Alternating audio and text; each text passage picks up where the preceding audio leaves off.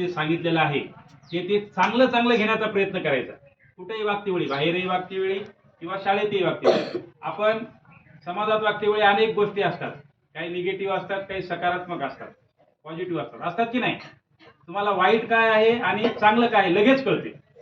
मग आपण वाईटाच्या नादी लागायचं का नाही, आपण आपल्याला जे चांगलं काय आहे हे लगेच कळते आणि ते घ्यायचं. जसं तुम्ही आता आपल्या शाळेमध्ये आम्ही काही वेळेस तुम्हाला मारल्याच्या नंतर तुम्हाला राग येते, बऱ्याच वेळेस आम्ही मारला असेल तुम्हाला, ते पण आपला काही धुऱ्याला धुरा होता का, शेताला शेत लागून होतं का आमचं तुमचं, घराला घर लागून होतं का, आपलं काही राजकारणामध्ये तुम्ही मतदान केलं नाही मला असं काही भांडण झालं होतं का, तर काही नाही. असं झालं होतं का आपलं काही.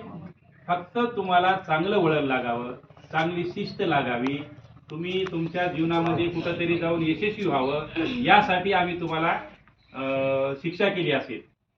तर ही शिक्षा इथे विसरून जा आणि इथून पुढे 1ली ते 8वी पर्यंत तुम्ही जे जे घेतलेलं आहे. पहिलं बघा, अशी वाहनं वगैरे नव्हती, तर वाहनं नसल्यामुळे काय करायचे, कुठं गावाला जायचं असलं की आपल्या घरची जी आई आहे, आजी आहे, ती काय करायची माहितीये का, अशी रोट्या बांधून द्यायची, त्याला आपण शिदोरी म्हणत होतो, शिदोरी.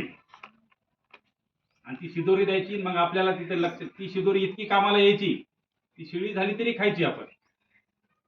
तर ही शिदोरी समजा, 1ली ते 8वी पर्यंत आपण जी शिकलेलं आहे ना, ही काय समजा शिदोरी आहे असं समजा. आणि ही शिदोरी तुम्हाला आता तुमच्या जन्मभर पुरणार आहे. ही आता लगेच शाळा सुटली म्हणजे शाळा तुम्ही सोडून गेली म्हणजे इथं संपणार आहे असं नाही. हे ज्ञान जे तुम्ही मिळवलेलं आहे हे तुम्हाला जोपर्यंत तुमचं जीवन आहे तोपर्यंत तुम्हाला हे ज्ञान पुरवठा जाणार आहे.